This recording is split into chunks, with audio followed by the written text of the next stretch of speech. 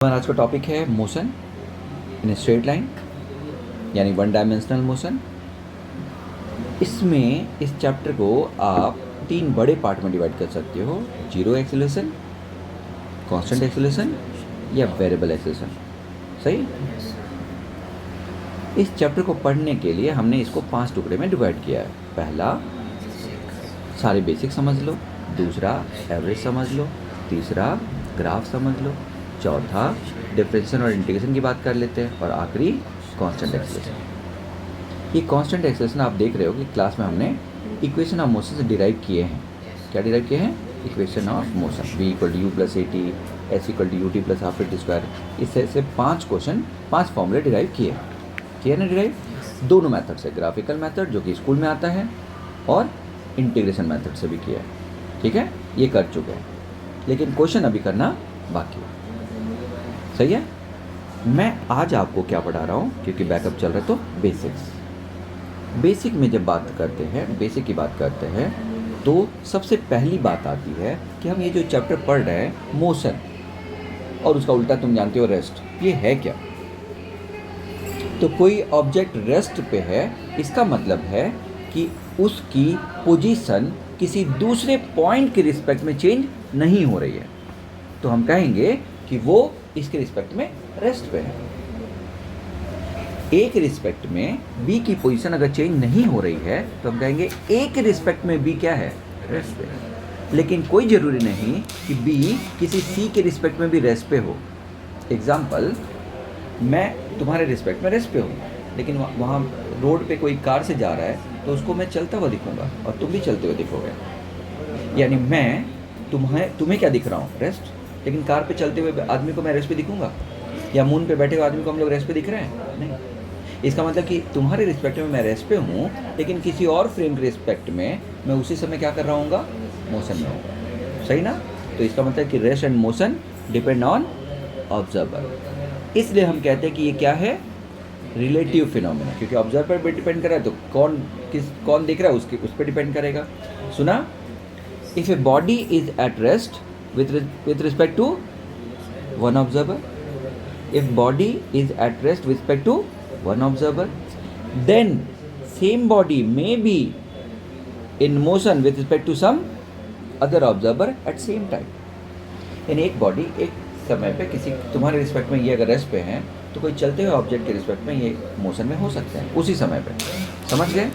तो इसका मतलब एब्सोल्यूट रेस्ट का कोई मतलब नहीं है, या एब्सोल्यूट मोशन का कोई मतलब नहीं है। ऐसा नहीं हो सकता कि एक ऑब्जेक्ट सभी दुनिया के सभी ऑब्जेक्ट के रिस्पेक्ट में रेस्ट पे हो, नहीं हो सकता। समझ गए? तो एब्सोल्यूट रेस्ट का कोई मतलब नहीं है। क्लियर है बच्चों? हाँ, हेलो। तो इस तरह से मोशन क्या होगा? मोशन और रेस्ट दोनों रिलेटिव फिनोमेना है। ठीक है ना? अच्छा, अब मोशन होता क्या है? किसको कहते हैं मोशन? तो हम कहेंगे एक रेफरेंस पॉइंट, जैसे ओरिजिन होता है, कि रिस्पेक्ट में किसी दूसरे ऑब्जेक्ट की पोजीशन अगर बदलती है तो हम कहेंगे कि वो पार्टिकल मोशन है। That's all. सही ना? बहुत आवाज। अगला है पोजीशन वेक्टर। पोजीशन वेक्टर एक वेक्टर है जो ओरिजिन के रिस्पेक्ट में किसी पॉइंट की पोजीशन को बताता है। तो ओरिजिन के रिस्पेक्ट में किसी पॉइंट की पोजीशन को बताने का मतलब ये होता है बच्चों कि एक ऐसा वेक्टर जो उसके मैग्नीट्यूड मतलब कितना दूर, और डायरेक्शन मतलब किधर को बताता है। समझ गए? अब इसका तरीका वेक्टर में पढ़ोगे कि 2 हो सकता है, मैग्नीट्यूड और एंगल देके, या कभी कभी एक्स और वाई कोऑर्डिनेट देके। दोनों तरीके हो सकते हैं, या कोई भी ऐसा तरीका जिसमें उस पार्टिकल का ओरिजिन के रिस्पेक्ट में पोजीशन बताए। समझ गए? उसको हम कहते हैं पोजीशन वेक्टर। समझ गए? ओके, ये सब हो चुका है। डिस्प्लेसमेंट वेक्टर, अगर एक पार्टिकल ए पे है विथ पोजीशन वेक्टर ए, दूसरा पार्टिकल बी पे है विथ पोजीशन वेक्टर बी, तो ए बी जो होगा, ये ए बी, उसको हम कहेंगे, ए बी को क्या कहेंगे? Displacement vector. हाँ, तो डिस्प्लेसमेंट वेक्टर मतलब जब पोजीशन अपनी पार्टिकल अपनी पोजीशन बदलता है तो हम कहते हैं कि वो डिस्प्लेस हो रहा है। तो दोनों के बीच की ये शॉर्टेस्ट डिस्टेंस वही वेक्टर रिप्रेजेंट करेगा जिसको हम डिस्प्लेसमेंट वेक्टर कहेंगे। डिस्प्लेसमेंट वेक्टर कहेंगे। ए बी के बीच की शॉर्टेस्ट डिस्टेंस को हम डिस्प्लेसमेंट वेक्टर कहेंगे। और डिस्प्लेसमेंट वेक्टर की जो लेंथ होगी, लेंथ यानी ए से बी तक की लेंथ, उसको डिस्प्लेसमेंट की वैल्यू कहेंगे। वैल्यू, मैग्नीट्यूड ऑफ डिस्प्लेसमेंट, समझ गए। और ए बी की जो डायरेक्शन होगी वो डायरेक्शन ऑफ डिस्प्लेसमेंट हो जाएगा। क्लियर है? ओके। जैसे ये एक एग्जांपल लिया है मैंने कार्टेशियन फॉर्म में कि एक पार्टिकल ए है जो 4,1 पे था, दूसरा पार्टिकल बी है जो 3,4 पे था, और ए से बी पे पार्टिकल चला गया तो कितना डिस्प्लेस हुआ ये निकालने के लिए ए 4i प्लस जे, बी 3i प्लस 4j है। और हमें ए बी चाहिए, तो ए बी चाहिए तो बी में से ए को क्या करना है, माइनस, क्योंकि ए बी निकालना है ना। तो कैसे निकालना, मैंने कैसे बताया था, ए से बी पे जाने का दूसरा रास्ता। तो ए से ओ पे आओ और ओ से ए से ओ आओगे तो क्या हो जाएगा बच्चा, माइनस ए, और ओ से बी जाओगे तो कितना हो जाएगा, प्लस बी, यानी माइनस ए प्लस बी मतलब बी माइनस ए। और ये निकालने के लिए बी की वैल्यू तुम जानते हो ये वाला है, इसको रख दो, और ए की वैल्यू ये वाला है, इसको रख दो, हमें डिस्प्लेसमेंट वेक्टर मिल जाएगा। लेकिन जो डिस्प्लेसमेंट वेक्टर मिला, ये जो मिला, उसके बारे में क्या पूछ सकता है कि ये दिखाओ एंगल क्या है और मैग्नीट्यूड क्या है। तो जो मिला उसको मैं यहाँ पे अगर डिनोट करूँ तो एक्स में कितना है बच्चों, -1, देख लो ये एक्स में कितना है, -1, और वाई में कितना है, +3 ना बच्चों। तो ये 1 है, -1, और ये कितना है, 3। तो ये हमारा डिस्प्लेसमेंट वेक्टर हो गया, यानी इसी को हम कहेंगे ए बी वेक्टर, कहेंगे ना। और ये कितना है बच्चों, 1, वो कितना है, 3। तो ए बी का मैग्नीट्यूड बताओ, पाइथागोरस लगाओ, 1 का स्क्वायर प्लस 3 का स्क्वायर अंडर रूट, पाइथागोरस लगेगा ना, 1 का स्क्वायर प्लस 3 का स्क्वायर, तो 1 का स्क्वायर -1 का स्क्वायर 1, 3 का स्क्वायर 9, 9 + 1 10, √10। समझ गए। एक और question, circular path, circular motion करता हुआ एक पार्टिकल ए से बी पे चला जाता है। सर्कल का रेडियस आ रहा है, ए से कहाँ चला जाता है, बी पे। तो डिस्प्लेसमेंट कोई बोलेगा तो ये डिस्प्लेसमेंट मतलब A B, shortest distance A B. और वो तुम थोड़ा पाइथागोरस का दिमाग लगाओगे, पाइथागोरस वाला कॉन्सेप्ट लगाओगे तो आपको समझ में आ जाएगा कि ये आर है, ये भी कितना है, आर। तो ये ए बी जो हो जाएगा वो r² + r² under root, that is r√2 हो जाएगा, है ना। और यही कौन है हमारा डिस्प्लेसमेंट, यही कौन है, कोई दिक्कत बच्चों। इसी में मैं बता दूं कि डिस्टेंस कोई पूछे तो distance that is actual length of path ना, एक्चुअल लेंथ ऑफ पाथ, यानी ए से बी पे जाने का ये जो एक्चुअल लेंथ है, एक्चुअल वो, तो ये पूरा अगर चक्कर लगा लेता तो कितना घूमता, डिस्टेंस में 2πr, कितना घूमता, 2πr, है ना, पूरा घूमता तो कितना घूमता, 2πr। अब ए से बी कितना है, उसका 1/4 है ना, 1/4 है ना। तो इसका मतलब कि डिस्टेंस कितना होगा बच्चों, 2πr, पूरा घूमता का 1/4 है ना। तो ये डिस्टेंस हो जाएगा, क्या हो जाएगा ये डिस्टेंस। कोई कन्फ्यूजन। तो डिस्टेंस एंड डिस्प्लेसमेंट थोड़ा आइडिया आया। जैसे मान लो मैं कहता हूँ, देखो वेक्टर नहीं पढ़ा लेकिन ये छोटी सी ज़रूरत पड़ेगी बच्चों ना। ये मान लो हम यहाँ पे चले 5 यूनिट, कितना चले, 5 यूनिट, और यहाँ पे चले लेट 4 यूनिट, और यहाँ पे लेट चले 5 यूनिट और 37 पे, और ये 90 पे चले। अब कोई बोले डिस्टेंस बताओ, डिस्टेंस, तो डिस्टेंस तो एक्चुअल लेंथ ऑफ पाथ है ना। Yes. पहले कितना चला, 5 मीटर यूनिट जो भी, फिर कितना चला, 4 यूनिट, फिर कितना चला, तो कुल 14 मीटर चला ना बच्चों। Yes sir. लेकिन डिस्प्लेसमेंट पूछेगा ना तो तुम्हें शॉर्टेस्ट डिस्टेंस निकालना पड़ेगा। क्या निकालना पड़ेगा, और शॉर्टेस्ट डिस्टेंस ये वाला निकालना पड़ेगा, ये वाला। यस। और वो कैसे निकलेगा, तरीका देखो। वेक्टर नहीं पढ़ा है कोई बात नहीं, मैं थोड़ा बता देता हूँ, आइडिया रखो। डिस्प्लेसमेंट की बात कर रहे हैं, कितना हो जाएगा डिस्प्लेसमेंट? ऐसा करो, मैंने मेरी बात बस सुनना, याद रखना ना, जो भी वेक्टर है ना उठा के यहीं पे रख दो। ये पहले कितना है बच्चा, पहला वेक्टर कितना है 5 यूनिट, दूसरे वेक्टर को यहाँ पे रखो, कितना है 4 यूनिट है ना, 4 यूनिट, और तीसरा वेक्टर कितना है 5 unit at an angle of 37। सही ना बच्चों? अब ये 5 तो ठीक है एक्स में है, 4 भी सही है वाई में है, लेकिन ये कहीं और है ना 5 यूनिट, है कि नहीं? तो इसको डायरेक्ट नहीं जोड़ सकते, तो इसको क्या करोगे, रिजॉल्व। क्या करोगे, रिजॉल्व। 2 टुकड़ों में तोड़ लोगे। और टुकड़ों में तोड़ने का मतलब ये है कि अगर ये 5 है तो इस राइट एंगल ट्रायंगल का ये कितना होगा, ये तो बेस है ना उसका, यस। और ये क्या है परपेंडिकुलर। तो अगर बेस को बी मान लो और परपेंडिकुलर को पी मान लूँ, तो base upon hypotenuse is cos 37, एकदम सही है। तो बेस कितना हो गया बच्चों, जो भी हाइपोटेनस है उसका cos 37, सही समझे? यस। और cos 37 के लिए ये लाइन याद कर लो, अगर ये 3 है, ये 4 है, ये 5 है, तो 3 के सामने वाला 37 और 4 के सामने वाला 53 होता है, याद रहेगा? 3 4 5 3 4 5 3 4 5 3 4 5, एक ट्रायंगल के 3 राइट एंगल ट्रायंगल के 3 साइड है, तो 3 के सामने वाला 37, 4 के सामने वाला 53 होगा। ओके, बोलो बच्चों। तो 5 यहाँ से cos 37 की वैल्यू बताओ, cos 37 बेस अपॉन हाइपोटेनस, देखो cos 37 कितना होगा 4/5 4/5, 5 से 5 कैंसिल, कितना बचा, 4। सुना के सबने? यस। तो बेस हो गया ये वाला 4 मीटर, हुआ कि नहीं? Yes sir. और ये कितना हुआ, ये परपेंडिकुलर, उसके लिए देखो परपेंडिकुलर अपॉन हाइपोटेनस कितना होता है बच्चों, sin 37। और यहाँ से sin 37 की वैल्यू बताओ,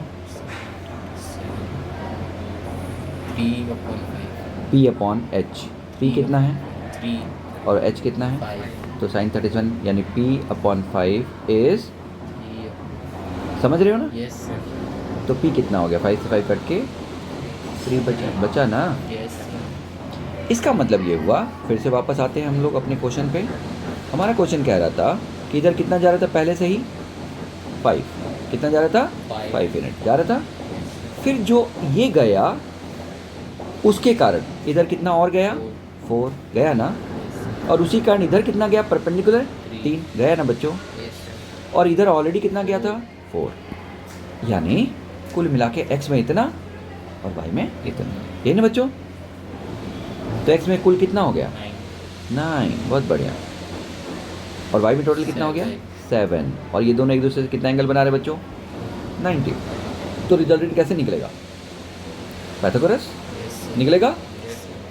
तो डिस्प्लेसमेंट कितना हो गया 9 का स्क्वायर प्लस 7 का स्क्वायर अंडर रूट। बस आज आएगा टेस्ट में आएगा तो कर लोगे ना, मतलब आज तो तुम टेस्ट नहीं दोगे, ठीक है कोई बात नहीं, लेकिन आएगा तो कर लोगे क्या, ये वाला कर लोगे? तुम दे रहे हो ना टेस्ट, याद रखना एकदम आ जाएगा ये क्वेश्चन, आएगा जरूर, किसी ना किसी फॉर्म में आएगा। क्या किया मैंने बताओ, डिस्प्लेसमेंट 1, डिस्प्लेसमेंट 2, डिस्प्लेसमेंट 3, मैंने तीनों को उठा के ओरिजिन पर रख लिया। जो x और y की तरफ था उसको कुछ नहीं किया, लेकिन जो कहीं और था उसको रिजॉल्व कर लिया। रिजॉल्व करते समय हम राइट एंगल ट्रायंगल वाली प्रॉपर्टी लगा लिए, यस सर। सही है?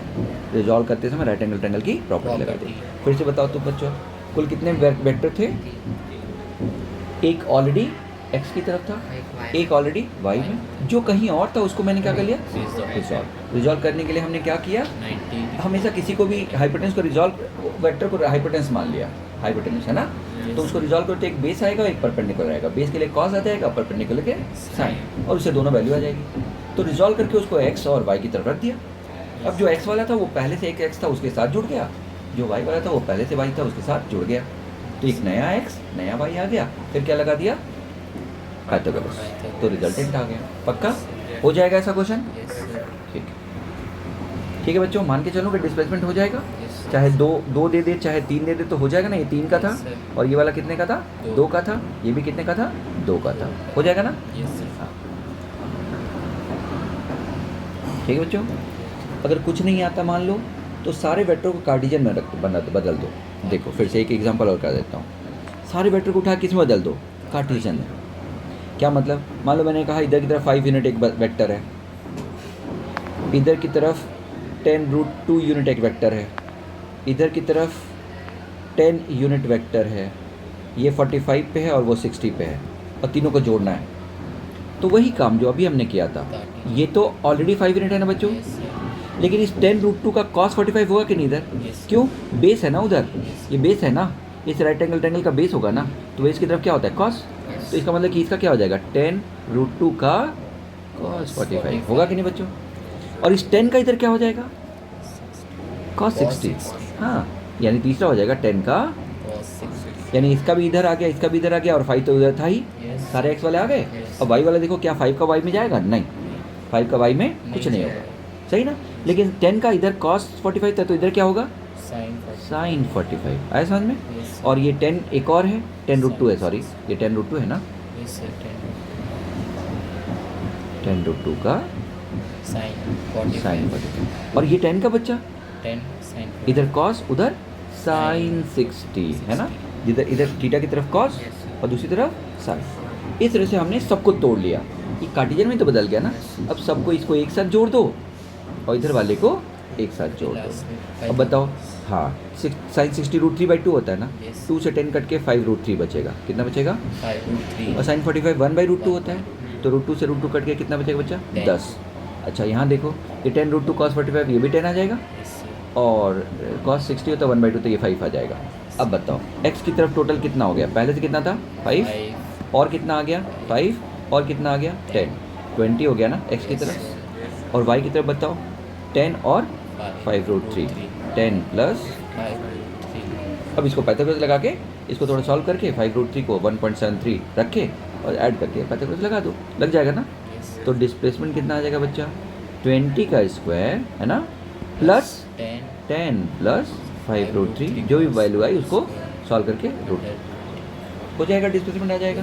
तो क्या होता है डिस्प्लेसमेंट समझ में आ गया है ना। अच्छा अब सुनो, जो एक छोटी सी चीज़ समझो, वेरी इंपॉर्टेंट कॉन्सेप्ट बच्चों, जब हम लोग s = ut + हाफ AT² लगाते हैं ना, इसमें s क्या होता है, सर हाफ 80 स्क्वायर रूट्स में ग्रेविटी में होता है तो GT² और हॉरिजॉन्टल रहेगा तो AT²। सर 80 लिखा है स्क्वायर। हाँ सॉरी AT²। तो ये s क्या होता है, डिस्प्लेसमेंट होता है।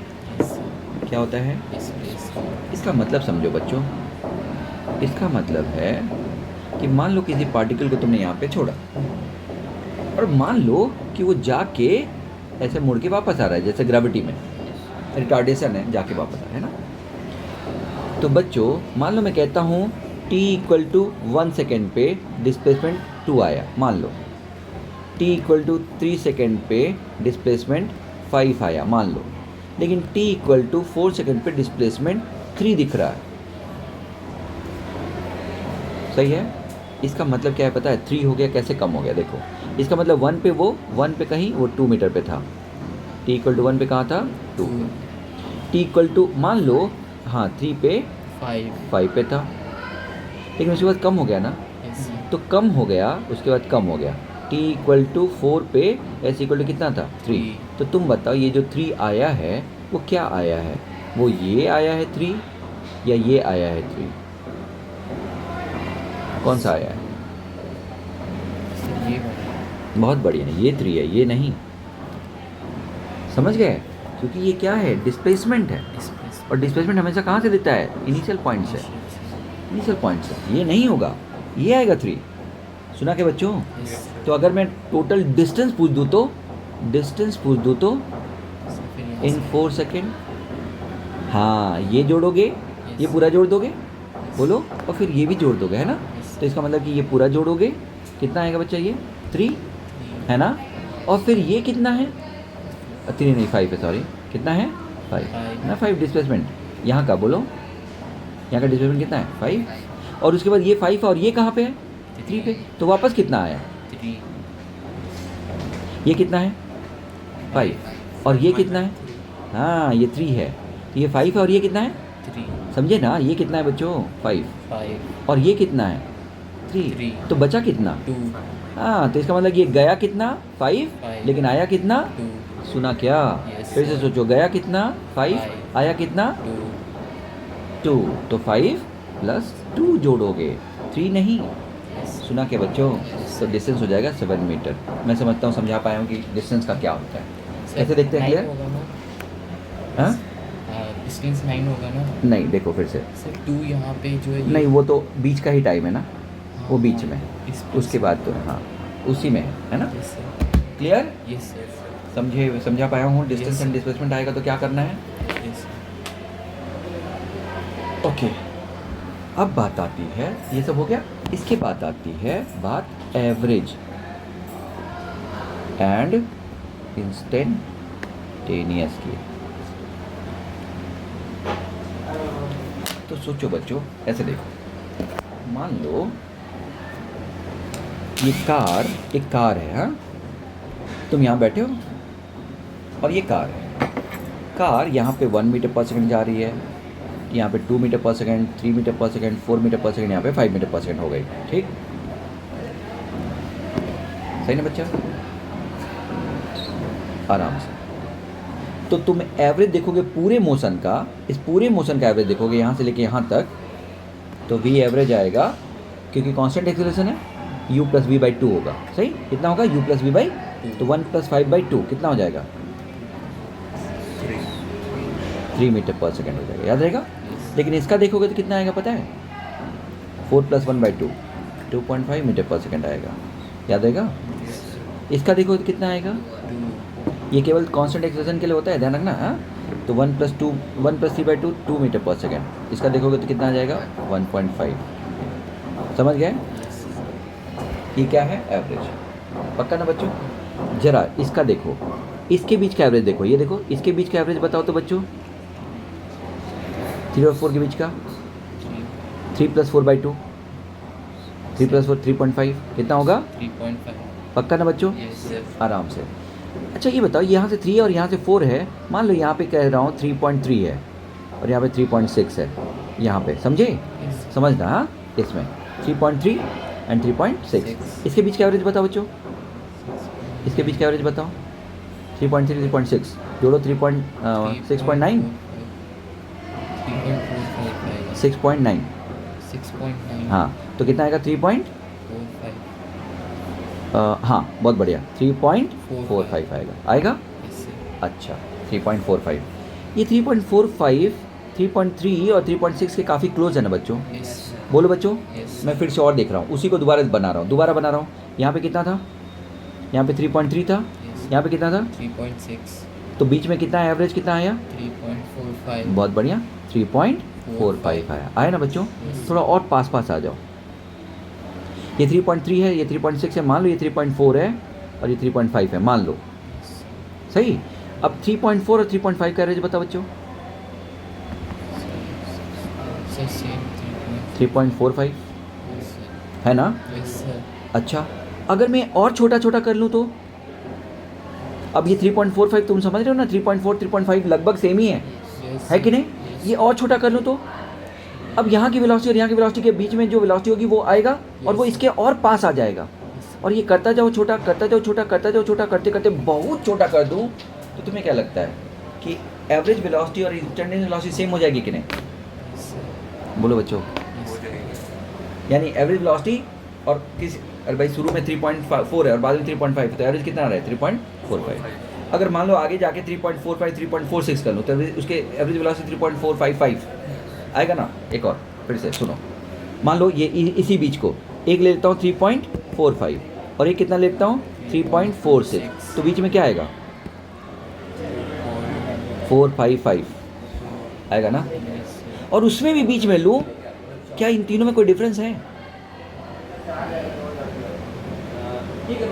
अरे भाई इसमें और इसमें डिफरेंस है ना, Yes, sir. लेकिन ये डिफरेंस क्या लगभग सेम नहीं है? बहुत कम नहीं है? Yes, sir. बोलो बच्चों। Yes, sir. यानी अगर टाइम हो क्या रहा है, अब शुरू से अंत तक देखो, जब टाइम बड़ा था तो 1 और 5 के बीच का एवरेज 3 आ रहा था, बहुत डिफरेंस था। Yes, sir. जब टाइम कम हुआ 1 और 4 के बीच का डिफरेंस 2.5 आया, कम हुआ। Yes, sir. 1 और 3 के बीच के 2 आया और कम हुआ, 1 और 2 के बीच का कम हुआ और, यानी 1 और 2 के बीच का 1.5 की दूरी 1 और 2 से बहुत ज़्यादा नहीं है। और जब हम इस तरह से डिस्टेंस टाइम कम करते जाते हैं तो हम क्या देखते हैं कि इनिशियल और फाइनल वेलोसिटी लगभग एवरेज के बराबर ही होती है। इसका मतलब ये हुआ कि जब टाइम बहुत कम लेते हैं तो उसमें एवरेज का कोई मतलब नहीं है। उस समय उस वेलोसिटी को क्या कहेंगे? इंस्टेंटेनियस। यानी एवरेज के लिए हमेशा क्या करते हैं हम लोग? इंटरवल लेते हैं। क्या लेते हैं? इंटरवल। लेकिन इंस्टेंटेनियस के लिए जब इंटरवल बहुत छोटा हो तो ये वैल्यू इंस्टेंटेनियस मतलब एवरेज का कोई मतलब ही नहीं। जो वेलोसिटी होगी वही एवरेज होगी, वही इंस्टेंटेनियस होगी। सुना क्या? Yes sir. कंफ्यूज कर दिया क्या? पक्का? फिर से बोलो। जब टाइम बड़ी है तो एवरेज डिफाइंड है, लेकिन जब टाइम इतना छोटा कर दो कि वेलोसिटी बदल ही नहीं रही है लगभग, भाई क्या बदल रही है? 3.6, ये देखो ना, नहीं बदल रही ना लगभग। और कम कर दोगे तो और नहीं बदलेगी। अब मैं कहूँ 3.4545 या 3.00000 और 3.00001 के बीच का एवरेज देखोगे तो 3.3 बोल दोगे ना। तो उस केस में हम एवरेज नहीं क्या बोल देते हैं उसको? इंस्टेंटेनियस। अब बताओ मुझे इंस्टेंटेनियस कब बोलोगे तुम? कब इंस्टेंटेनियस कब होगा कोई चीज़? जब इंटरवल बहुत छोटी हो, बहुत छोटा, बल्कि उसको कहेंगे इंस्टेंट ऑफ टाइम। तब आगे से ऐसे याद रखना। अगर मैं कहूँ कि find average velocity between t equal to 1 second to t equal to 3 second, यानी टाइम इंटरवल 1 से 3 ज़्यादा दिया है, तो ये एवरेज निकालने को बोला है। इंस्टेंटेनियस के लिए कभी भी 2 टाइम नहीं देगा। कैसे बोलेगा? Find average velocity at 1.5 second, बस एक वैल्यू देगा। यानी एवरेज के लिए क्या देगा? 2 वैल्यू। इधर आओ, इधर आओ। अगर यहाँ पे आके क्वेश्चन खत्म करोगे, करो और पढ़ो, पूछो मुझसे। अरे ऐसे ना कर लो, अच्छा टाइम निकल जाएगा और फिर एक बार शुरुआत में अच्छी नहीं रही ना, अभी तक ऐसा चल रहा था ना, खत्म करो क्वेश्चन मेरे सामने बैठ के, है ना। चैलेंज दो मुझे कि सर आपने जो पढ़ा है उससे मज़ा नहीं आ रहा, खत्म ही नहीं हो रहा क्वेश्चन आपका। चैलेंज दो मस्त एकदम। मैं बाहर चाय पिला दूँगा, नहीं मतलब मिठाई भी खिला सकता हूँ, लेकिन चैलेंज देख लो। हाँ सर मैं कल से रुकूंगा, ऐसे टिफिन नहीं लाया हूँ तो। ठीक है, कल से ले आओ। नहीं दूर है क्या घर तुम्हारा? हाँ महादेव का कमलेश। अच्छा ठीक है, तुम समझ रहे हो ना। थोड़ी कोशिश करो कि क्वेश्चन करो, और नहीं तो घर पे बैठ के क्वेश्चन करो, मुझसे पूछो व्हाट्सएप पे, ग्रुप में। यही करो कम से कम, नहीं हो पा रहे तो।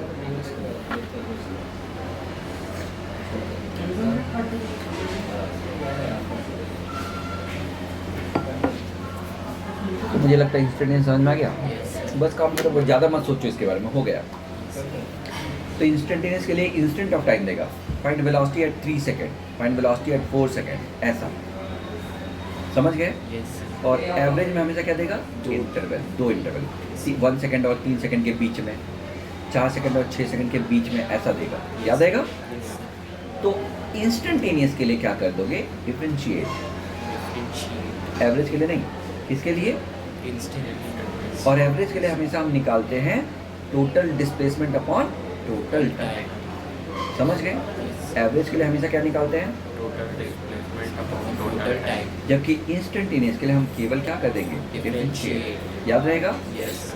इधर आओ बच्चा, इधर। तुम क्वेश्चन वोश्चन कर रही हो घर पे बैठ के? यस तो बगल में रहती हो ना, हाँ तो घर में क्यों बैठती हो जब बगल में रहती हो? सर, मेरा वहाँ अच्छे से होता है, रूम में कोई नहीं रहता ना। पक्का हो रहा है? हाँ तो क्वेश्चन तुमने कभी नहीं पूछा मुझसे, ये दिक्कत है। सारे आ रहे हैं? कुछ कुछ है, पूछूंगी। जो उस दिन का क्लास हुआ था ना रिलेटिव वेलोसिटी पे, रेन प्रॉब्लम वाला, वही नहीं बन रहा। जो भी नहीं बन रहा है पूछो। मेरी बात समझ में आ रही है? घर पे बैठ के जैसे यहाँ पे बैठोगी तो क्या फ़ायदा, तुरंत पूछ के ख़त्म कर लेते। अब वो नहीं बन रहा है तो कब पूछा जाएगा वाली बात हो गई। और यहाँ पे बैठने से फ़ायदा क्या है? मैं क्या चाहता हूँ कि तुरंत पूछ के ख़त्म करो, कोई चीज़ बचा क्यों रह जाए। समझ गए? थोड़ी कोशिश करो, सही। वहाँ पे अच्छा बनेगा मैं जानता हूँ, लेकिन वहाँ पे जो बच जाएगा वो ख़त्म नहीं होगा। और हम जो आ रहा है उसको थोड़ी देख रहे हैं। हमारा एम क्या है? जो आ रहा है उसको करना, या जो नहीं आ रहा है। नहीं आ रहा, और बच कौन सा गया तुम्हारा? नहीं। तो फिर फ़ायदा क्या हुआ? फायदा तब होता है ना जो नहीं आ रहा वो हो जाता, और वो बचा रह गया, आगे भी ऐसे ही बचा रह जाएगा। इसीलिए यहाँ पे बैठ के नहीं बचा रहता, पूछ लेंगे तो काम खत्म होता। हम तो वही ढूंढ रहे हैं जो हमें नहीं आ रहे हैं, और वही बचा के रखे, तो फिर फायदा तो हुआ नहीं कुछ, है ना।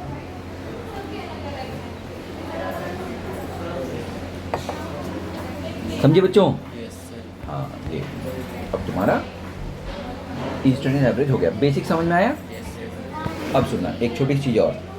बच्चों ये बताओ, डिस्टेंस और डिस्प्लेसमेंट, एक पार्टिकल चल रहा है, उसका डिस्टेंस और डिस्प्लेसमेंट बराबर होगा अगर Sir, सीधा चलता straight. जाए। हाँ, बहुत बढ़िया। जैसे ही मुड़ेगा डिस्टेंस अलग हो जाएगा और डिस्प्लेसमेंट, जैसे यहाँ से जाके वापस आया, Yes. यहाँ से जाके वापस आया। जब तक सीधा जाएगा तब तक डिस्टेंस एंड डिस्प्लेसमेंट क्या है? Same. सेम है। जैसे ही मुड़ा, ये क्या हो गया? डिस्प्लेसमेंट, और ये क्या हो गया? डिस्टेंस। Distance. यानी कॉन्सेप्ट क्या निकला? मुड़ते ही डिस्टेंस एंड डिस्प्लेसमेंट क्या हो जाता है? अलग हो जाता है। पक्का? Yes. मुड़ते ही डिस्टेंस एंड डिस्प्लेसमेंट अलग हो जाता है। रिकॉर्ड हो गया मेरा, उनको बताया, समझाया। ठीक है, समझ गए? Yes. तो मुड़ते ही, अब 1D में कैसे मुड़ते हैं? मुड़ने का मतलब क्या होता है बच्चों, उसको समझना। कोई पार्टिकल जा रहा है, कैसे मुड़ जाएगा? बिना रुके मुड़ जाएगा। No, sir. 2D में बिना रुके मुड़ सकता है। 2D में हर समय वेलोसिटी v है, स्पीड v है, मुड़ सकता है बिना रुके। लेकिन 1D में कभी मुड़ेगा क्या बिना रुके? इसका मतलब मुड़ने के लिए पहले क्या करना पड़ेगा? रुकना पड़ेगा। क्या करना पड़ेगा? और अगर पहले वेलोसिटी पॉजिटिव है तो यहाँ पे वेलोसिटी क्या होगी? 0। तो बाद में क्या होगा? नेगेटिव होना ही पड़ेगा। यानी मुड़ने के लिए वेलोसिटी को साइन चेंज करना ही पड़ेगा। सही? किसकी साइन चेंज करनी पड़ेगी? वेलोसिटी की। Velocity. तो आगे से डिस्टेंस डिस्प्लेसमेंट से अलग कब होगा? Velocity. जब वेलोसिटी अपना साइन चेंज करेगा। समझ गया मैथ्स क्या हो गया? Sir. जब वेलोसिटी अपना साइन चेंज करेगा तो डिस्टेंस डिस्प्लेसमेंट से अलग हो जाएगा। सुनाई दिया? Yes, sir. काम खत्म। तो इसका मतलब है कि कभी भी अगर वेलोसिटी मान लो दिया है, मान लो t-3 और t-4 दिया है ना? और बोले कि इसका एनालिसिस करो। क्या करो? Analysis. एनालिसिस करो। तो एनालिसिस करो, इसका मतलब है बच्चों कि मोशन क्या हो रहा है वो बताओ। सही है? Yes, sir. तो मान लो t = 0 रखूँ, t = 0, तो 0 रखने पे ये t0 तो -3 × -4 -12 हो जाएगा ना, प्लस में ना।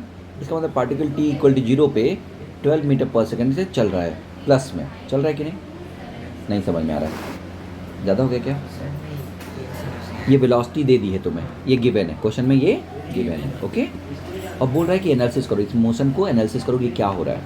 तो मैं देखूँ क्या हो रहा है। t = 0 रख दूँ, t = 0 रखने पे ये -3 है, -4 मल्टीप्लाई करके क्या होगा बच्चा? +12 में। इसका मतलब +12 से इधर जा रहा है, यानी पॉजिटिव एक्स में जा रहा है। जाते जाते धीरे धीरे करते करते पहली बार t = 3 पे 0 होगा कि नहीं? यानी t = 3 पे इसकी वेलोसिटी 0 हो जाएगी कि नहीं? यानी ये रेस्ट पे आ जाएगा। आएगा? अच्छा, अब 3 से 4 के बीच में कोई वैल्यू रखो, 3 और 4 के बीच में 3.5 रखो। अगर 3.5 रखोगे t की वैल्यू तो ये कितना आएगा? 0.5। जबकि ये क्या आएगा? -0.5। तो दोनों का प्रोडक्ट नेगेटिव आ जाएगा। इसका मतलब उस बीच में वेलोसिटी क्या है? नेगेटिव। नहीं समझे? समझे? Yes, yes. यानी t 3 से पहले ये पॉजिटिव था, लेकिन 3 के बाद ये क्या हो जाएगा? नेगेटिव। Negative. कब तक? 4 तक, t = 4 तक। सुना? Yes, sir. और फिर क्या हुआ? अब उसके बाद देखो, 4 के बाद रखो तो कोई वैल्यू, t की वैल्यू 5 रखो। 5 रखोगे तो ये पॉजिटिव आएगा ना, ये भी पॉजिटिव आएगा ना, Yes. मल्टीप्लाई कर तो पॉजिटिव आएगा ना। इसका मतलब फिर से पार्टिकल पॉजिटिव में मुड़ गया, यानी आगे जाने लगा। Yes, sir. यानी ये मोशन देख के क्या लग रहा है हमें? एनालिसिस करने पे क्या समझ में आया कि पार्टिकल ऐसे चला, पहले इधर चला, फिर 3 पे मुड़ा और फिर 4 पे मुड़ के फिर से, सुने क्या बच्चों? Yes, sir. इस तरह से। तो t = 0, t = 3 पे मुड़ा, t = 4 पे मुड़ा और चला गया। अगर वो कहे कि तुम t = 0 से 5 के बीच में डिस्टेंस फाइंड करो, 0 to 5 के बीच में, सेकेंड के बीच में, तो भाई 0 यहाँ से यहाँ निकाल लो। देखना ज़रा ध्यान से, जो कह रहा हूँ उसको ध्यान रखना। ये डिस्टेंस निकाल दो, Yes, sir. फिर ये डिस्टेंस निकाल दो, और फिर यहाँ से लेके 5 सेकंड तक जो भी आए वो डिस्टेंस निकाल दो, और तीनों को जोड़ दो, तभी तो आएगा डिस्टेंस। बोलो बच्चों। Yes, sir. हाँ, तो इसका मतलब ये हुआ कि हम क्या करें? तीन पे पोजीशन S3 निकाल लें, S3 निकालें ना, Yes, sir. उसमें से S0 क्या कर दे, माइनस, तो ये वाला डिस्टेंस आएगा, ये वाला नहीं समझ में आ रहा है, आ रहा है? Yes, sir. फिर से t इक्वल टू 3 पे ये वैल्यू आ गई और 0 पे ये है, तो ये दोनों को माइनस करने पे ये डिस्टेंस आएगा कि नहीं बीच में? Yes, sir. और ये कितना है, 4 है ना बच्चों? Yes, sir. फिर इसको जोड़ दो, मॉड कर दो, है ना, प्लस अब 4 और 3 के बीच में निकालो, यानी s एट 4 माइनस s एट 3 निकाल दो, आएगा कि नहीं? Yes, sir. और फिर ये 5 पे चाहिए ना, फिर क्या निकालो, और तीनों को जोड़ दो, तो ये टोटल डिस्टेंस आ जाएगा। यानी पोजीशन निकाल लो 5 पे, पोजीशन मतलब वो दिया होगा क्वेश्चन में, अभी तो मैंने वेलोसिटी देके आसान किया है क्वेश्चन, लेकिन वो क्या दिया होगा, Position. तो पोजीशन कहाँ पे निकाल लो बच्चों, 5 पे, Five. पोजीशन कहाँ पे निकाल लो, 4 पे, पोजीशन कहाँ निकालो, 3 पे, 3. और पोजीशन कहाँ निकालो, 0 पे। Zero. अब तुम 5 में से 4 माइनस करो तो ये आ जाएगा, 3 में से 4 माइनस करो तो ये आ जाएगा, Yes, sir. और 3 में से 0 माइनस करोगे तो ये आ जाएगा, तीनों को जोड़ दोगे तो डिस्टेंस आ जाएगा। पक्का Yes, sir. कर लोगे? Yes, sir. तो ये एनालिसिस हो गया बेसिक्स का, सही, बस रहने आज इतना काफ़ी हो गया, है ना? ठीक है बच्चों, एक दिन और लगेंगे तो हो जाएगा ख़त्म, है ना भाई? अंडर ग्रेविटी तो हो ही रहा है, एवरेज बस बताना है, एवरेज पढ़े हो क्या तुम लोग? तुम नहीं पढ़े, तुम पढ़े हो शायद थोड़ा एवरेज, Yes, sir. ठीक है Graph चलो, में आया था. ठीक है, कोई एक दिन और, ठीक है ना?